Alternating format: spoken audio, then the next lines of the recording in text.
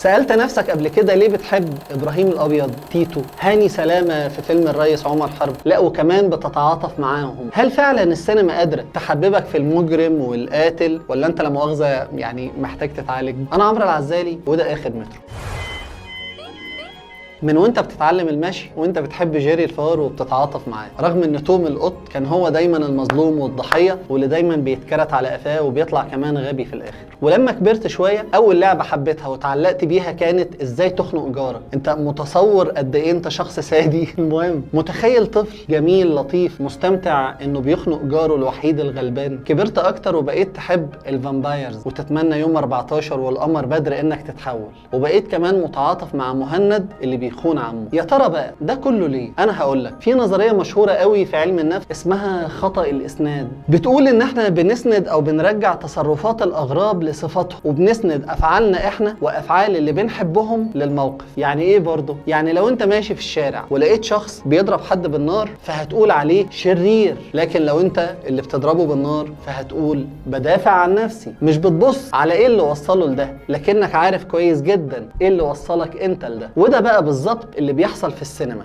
الكاتب بيخليك تعيش حياة الشرير من البداية ويعيشك معاه أحداث حياته كلها. عارف زي إيه كده؟ زي فيلم كورويلا الكرتون اللي كنا بنتفرج عليه واحنا صغيرين. الست اللي شعرها لونين دي أبيض وأسود وبتقتل الكلاب عشان تعمل لبس ناعم من فروه. وسنة 2021 كلنا تعاطفنا مع كورويلا لما ديزني عملت لنا فيلم بتحكي لنا فيه ليه كورويلا بقت شريرة. ومش دي النظرية الوحيدة في علم النفس بالمناسبة، ده كمان علم النفس بيقول لنا إن أوقات تعاطفنا وحكمنا على الحاجات اللي حوالينا بيكون سببه طريقة تفكيرنا المبنية على ان البطل دايما طيب ولازم ينتصر على الشرير اخر الفيلم. طيب لو الصورة دي اتغيرت، يعني البطل مثلا بقى شرير وحلو ومسرح شعره وجذاب وذكي، ايه اللي هيحصل؟ هيبقى عندنا طريقة تفكير جديدة بتقول لنا لازم نقبل الشرير ده. هقول لك زي ايه كمان، زي ما كلنا تعاطفنا مثلا مع الباتشينو في ذا جاد فازر والجوكر، وزي ما كمان حبينا رمزي بولتون في جي او تي وماليفسنت، لدرجة اننا حبينا لوسيفر اللي عمل لنا دور الشيطان. لا الشيطان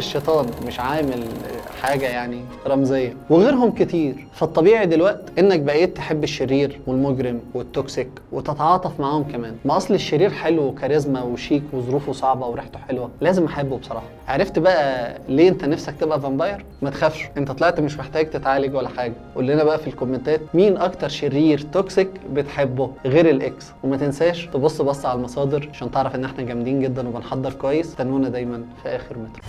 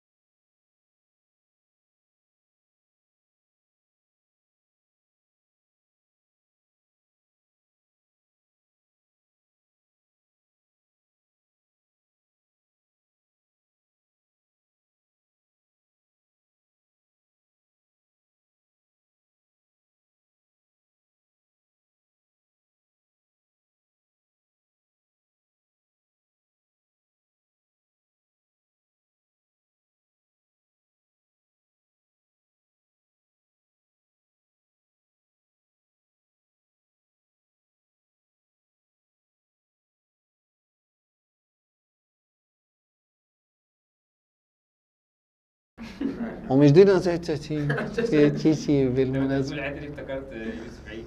مش دي النظرية يا عم الحاج.